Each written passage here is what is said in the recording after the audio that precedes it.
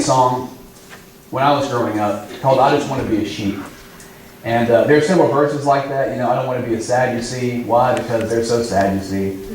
Things like that. Little nursery rhymes and things like that to make the kids really have them instill some Bible lessons. But one of the verses that I particularly liked was, "I don't want to be a Pharisee." And the kids would say, "A Pharisee?" And you'd repeat it, "I don't want to be a Pharisee, because they're not fair, you see." "Oh no, I don't want to be a Pharisee." And then it goes back, "I just want to be a sheep." It's funny that a lot of that song doesn't really make sense, except for the Pharisee part, because the Pharisees really just weren't fair, you see. It's so easy for me and us in our modern contemporary world to look at the Pharisee situation and Jesus' confrontations with the Pharisees and think, that's not me. I can't even relate to the Pharisees. They were 2,000 plus years ago, lived in a different lifestyle, different experience, all these things. In no way am I like a Pharisee. Well, the aim of this lesson this morning is not to hurt your feelings. It's not to depress you. It's not to demotivate you. Really, the purpose of the sermon this morning is to examine how we can be more like Pharisees than we actually realize. Sometimes, without even realizing it, even though we try to be religious as we can, we try to be as holy as we can, we end up doing the same things as the Pharisees did without even knowing it. A few things we need to mention about the Pharisees before we even begin this study is that not all Pharisees were bad. Not all Pharisees are bad. So if you find yourself in a situation this morning where you consider yourself more like a Pharisee, I'm not saying that you are wrong for doing that. Nicodemus in John chapter 3 was a good Pharisee. Why? Because he was continually looking for the truth. It just so happened that the Pharisaical system at that time was what he could be holy through. Not saying he couldn't be holy through different ways, but that was the avenue which he decided to serve under the Jewish system. But he was a good Pharisee. Most of the Pharisees, however, we're going to experience in the Bible, especially in the New Testament, are going to be in a negative light, in a negative context. So while most Pharisees are bad, and Jesus talks about them negatively, not all Pharisees are bad. Second thing we need to know about the Pharisees is that they were the people who mainly in the New Testament were to interpret and apply the law. They were not synonymous with the scribes who were different. All they did was strictly just study the law. But the Pharisees got along with the scribes because a lot of times the scribes would, I guess you would say, subscribe. And you get it? Okay. They would subscribe to their application of the law. So the Pharisees said, well, the law says you have to be clean. We're going to say you have to wash your hands before you eat. The scribe would say, I agree with that interpretation. And so they kind of had a little buddy-buddy system going on. The Pharisees' main job, however, we need to keep this in mind as we study this, was to interpret the law for the people and also then to apply the law for the people. This is important because the people in the New Testament, mainly all their teaching is going to come from the Pharisees. And in fact, if you would look back, well, not only in the biblical text, but if you look back in history, Israel at this time was mostly under a Pharisaical system. That was the majority of what was going on in Israel. And even today, because the temple has passed away, because they can no longer offer sacrifices, it is a Pharisaical system, even today in Judaism. And so these are what the Pharisees were. And so what's the big deal about the Pharisees?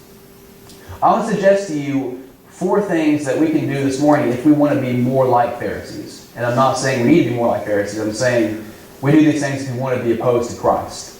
First of all, the first thing we can do if we want to be more like Pharisees is we can lead others away from Jesus. Lead others away from Christ. Look at Matthew 23 and verse 13.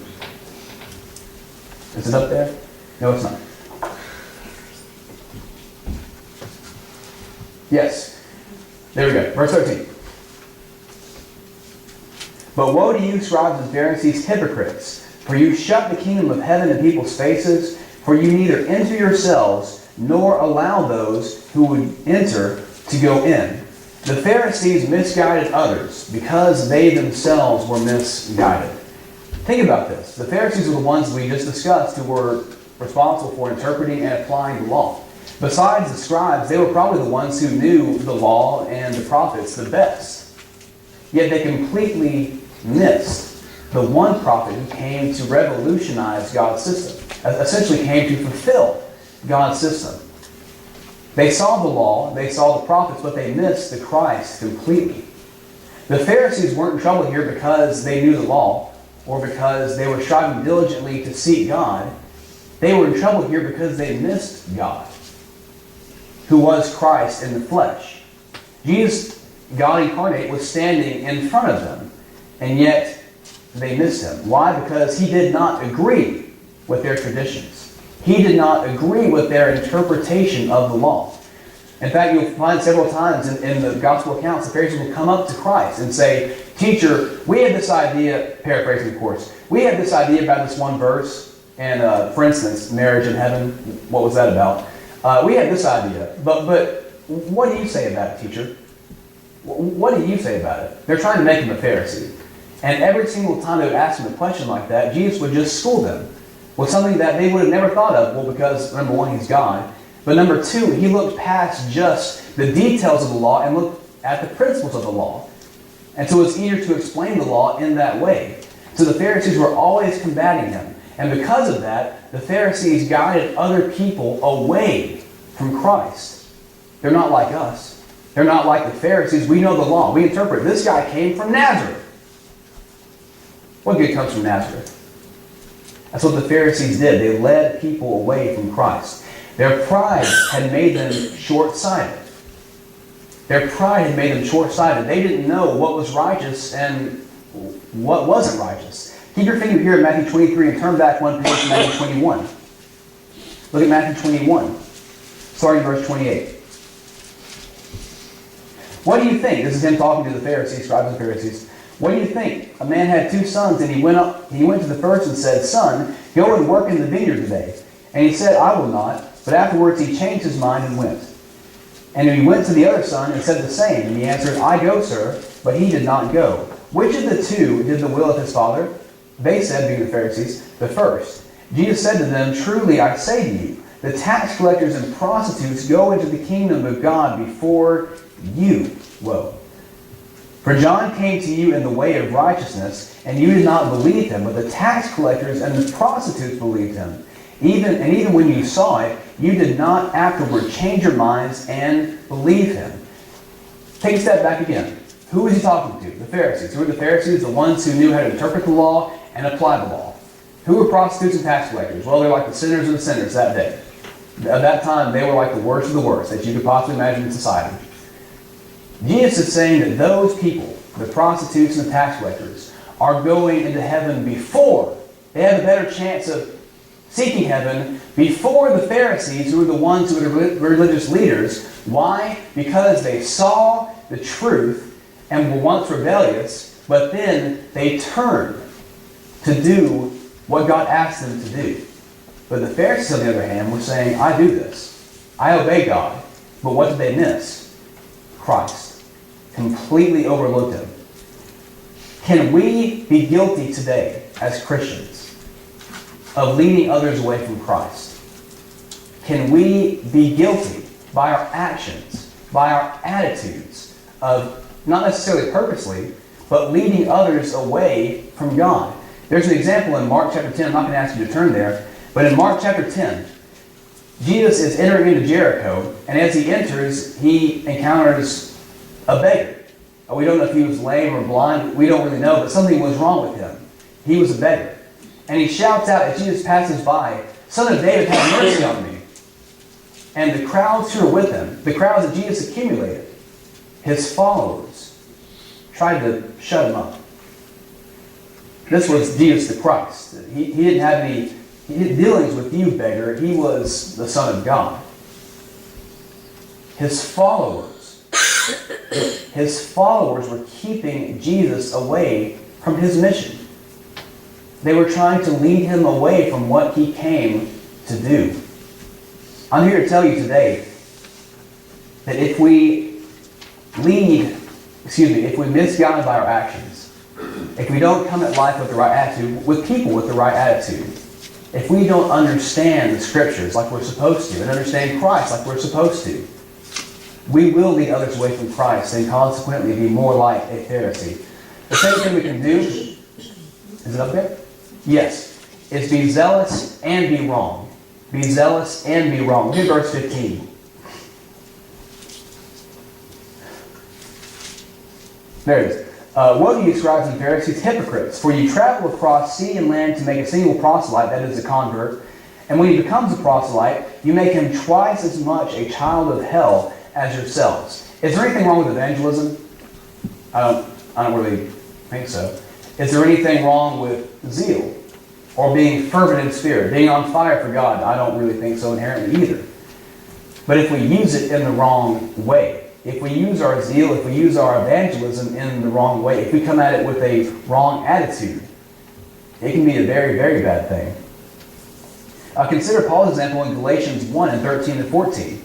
In Galatians 1, he's talking about how people are leaving the faith, how these former Jews are leaving the faith to go back after a different gospel. And in verse 13 and 14, he says that he was, at one time, apart from the gospel. He was apart from Christ. In fact, he was zealous. He was a persecutor of the church, but he was zealous for the wrong reason. He said the same kind of thing in Philippians chapter 3. He's talking about watching out for the Jews who are persecuting the church. And what does he say? If anyone's going to claim to be a Jew, it might as well be me. Circumcised on the 8th day, of the tribe of Benjamin, same tribe, first king of Israel's from. It's a pretty big deal. This and that and this and that. And then he adds to the law, a Pharisee. Zealous. I was zealous for what I thought at one time was right. But he comes to find out very shortly after, in Acts chapter 9, when he's confronted with Christ, that he was very much wrong.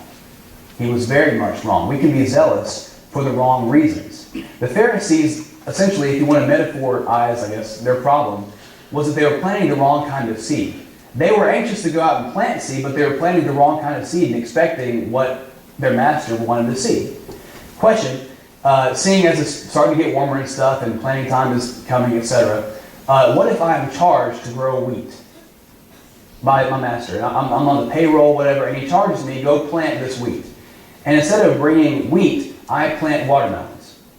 I like watermelons. And I'm very excited to plant these watermelons. I plant them right away, and I make sure they're all tended and stuff, and make sure they're all good and everything. But then when my master comes expecting wheat, and I have watermelons, will he be happy with me? But I like watermelons. Don't you like watermelons? You're shaking your head, no, I like watermelons. That's not the point. The point is that I was given a responsibility. And the point is that I failed. No matter how zealous I was in that cause, I failed to give the right result. If we are zealous without the right direction, if we are zealous without the right understanding of the law, it's like planting watermelons and expecting wheat. It's just not going to work.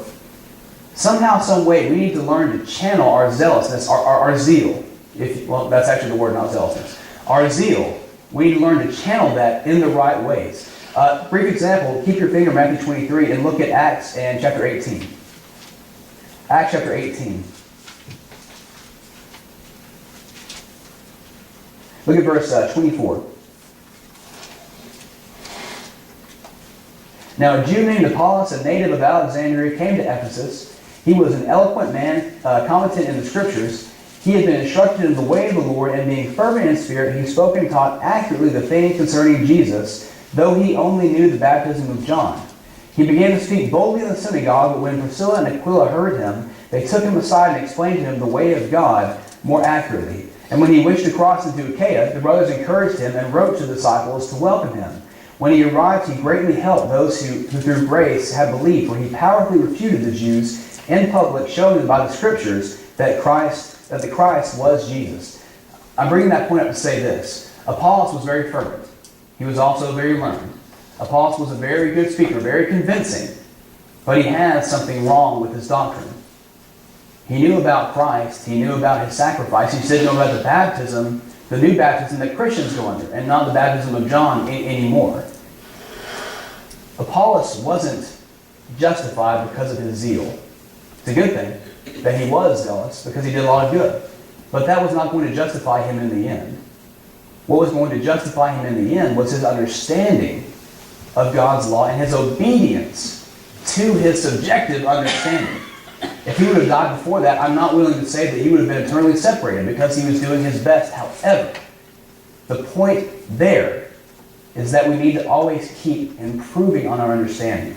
We always need to keep improving and turn our zeal in the right direction. Not lose it, but turn our zeal as we continue to understand God's law. And if we're zealous for the wrong reason, we can, again, continue to be more like Pharisees. The third thing we can do this morning, if we want to be more like Pharisees, is that we can be religiously deceptive. We can be religiously deceptive. Look at verse 16. Woe to you, blind guides, who say, if anyone swears by the temple, it is nothing. But if anyone swears by the gold of the temple, he is bound by his oath. You blind fools, for which is greater, the gold of the temple the gold or the temple that has made the gold sacred?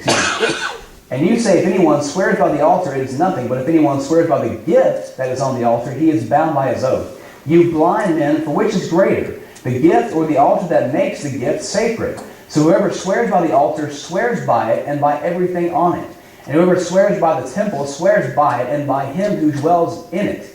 And whoever swears by heaven swears by the throne of God and by him who sits upon it. What the Pharisees were doing in this context is that they were making these promises by saying, I promise to do X for you on the altar. I swear by the altar, or by the temple of the Lord, whatever. They would swear by these things. And then they would be manipulative and say, oh, I didn't say the gold of the temple. That's what really counts. Oh, I didn't say the sacrifice that's on the altar. No sacrifice doesn't count. That's what they would start saying. Jesus openly refutes this. We can go back to Matthew 5 where he says, don't even take oaths like that. Just let your yeses be yeses and your no's be no's. Just be trustworthy as an individual. But even more so, it shows that the Pharisees had a lack of respect for God. They had a lack of respect for God by thinking that if they lied, essentially what they were doing, if they could lie about their oaths, and they could blame it on different things. Well, I did this and not this. It doesn't really count. They were not giving credit for God for owning everything. Think about it. What's the difference between swearing on the temple or swearing on the gold that's in the temple? Deductively, we think God owns them both, so therefore we're swearing by God, no matter what we swear by. Being religiously deceptive will lead us to be more like Pharisees. But oaths aren't the only thing that we can fall under and be religiously deceptive with. Think about it. What about things like gossip? We can hurt the church in so many ways by gossiping, and we'll do it under a religious guise, won't we? Did you hear what so-and-so did? I'm saying, I don't even know what's going to happen with the church. We're just going on a highway to heck here, and we can't even do this right or X right. You know who's the main culprit? This man. You know who needs to change? This man. Or we'll say, if we're brought up with it, we'll say, what's the truth, isn't it? The truth isn't wrong. I can talk about the truth and not be wrong. It can go different ways too. What about maybe holding our contribution back? Someone offends us in church and we think, well, that offended me. I have a right to be offended, so I'm going to hold my contribution from the church. It can go on and on and on. What about our knowledge of scriptures? Even that can be used in a religiously deceptive way. You're the weaker brother. I know more than you, therefore I am better than you. If we want to be more like a Pharisee, we need to be religiously deceptive like they were. We need to manipulate. We need to go behind people's backs. We need to not have people trust our words. That's how we can be more like a Pharisee. And lastly this morning, if we want to be more like Pharisees, we have to focus on the unimportant things of our spiritual lives. Look at verse 23 and we'll be closed. 23. Woe to you, scribes and Pharisees, hypocrites! For you tithe mint and dill and cumin, and have neglected the weightier matters of the law, justice and mercy and faithfulness. These you have ought to have done, without neglecting the others. You blind guides, straining out a gnat and swallowing a camel. If I know one thing about this newer generation coming into the world, my age and a little bit above me and below me, is that they cannot stand it when religious people look at the details of religion and not the broad principles. The details and not the broad principles. And that's exactly what the Pharisees were guilty of doing here. The law said, well, the law actually did say, tithe this, do this, do these little bitty things. But the reason that they were tithing those things was because they loved God and wanted to serve Him. They had forgotten their love for God and service to Him, but they sure remember these little bitty things. Is it possible in the church today that we have the same symptom? We come together on Sundays because we love the Lord.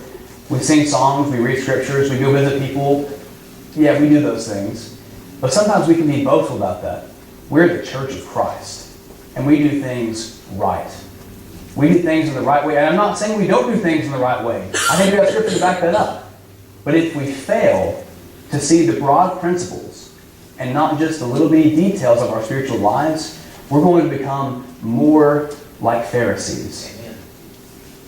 And I'm afraid that it affects me personally. This point right here affects me more than I really am comfortable to admit to you. But we have to look at the broad principles before we can understand the details of what God asks us to do. Little example. If the parents asked me, Alan, clean your room. If they always only told me, clean your room, clean your room, clean your room, and never give me an explanation of why I'm cleaning my room, maybe to help me build some kind of motivation, to help me build some kind of self-esteem, or help me along in my future life, I'm not going to understand why I'm cleaning my room, and all of a sudden it just becomes a chore and not necessarily a building exercise. And the examples can go on and on until really you get sick of them, so I won't make you sick of them. Here's the point.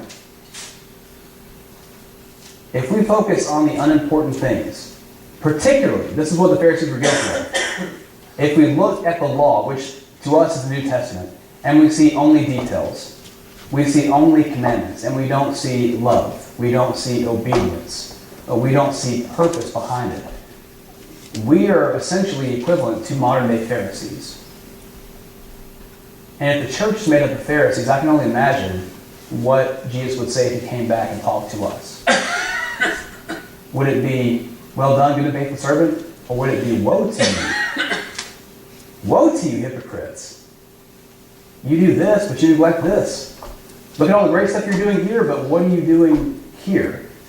What would Jesus say to you personally? If Jesus had an encounter with you personally, what would he say? Would it be positive? Would it be mostly negative? He would read your heart. He wouldn't read your actions, wouldn't read how much you make, wouldn't read how much you do religiously. He would look at your heart, how much you're dedicated to God. And he would compare it to himself, because he was the ultimate, personification of perfection. If you find yourself today in a situation where you align, unfortunately, more with the Pharisees, I want to tell you two things. First of all, it is not too late for you to change. It is not too late for you to change. Second of all, I hope that breaks your heart. I hope that absolutely breaks your heart. Jesus didn't die so you go back to the old law and be Pharisees. Jesus died so you could live a new life, and one that is more obedient to God. That was his purpose. So if you are living like a Pharisee today, it's not too late, but I hope it breaks your heart. If you are not a Christian today, you never had a chance to live like a Pharisee, I would ask you to submit your life to Christ. I would ask you to come to him with all of your burden, all of your guilt, all of your shame, and put on an easier yoke. Put on an easier load, if you will. Live a better life. We'll help you do that. We'll study with you if you need it. We'll pray for you. Whatever you need, we will help you do that. But if you are a Christian and you find yourself in a situation again, I ask that it breaks your heart. And you don't even have to come forward this morning. Make it right between you and God. Renew your actions. Contemplate your own life and your actions and the reasons behind them, and just change. You don't necessarily have to come down here to me. I'm not the be-all, end-all for you. God is the be-all, end-all for you. And you need to decide what you need to do in your relationship with him. Whatever your need is this morning, please let us help you together to stand and sing the song of invitation.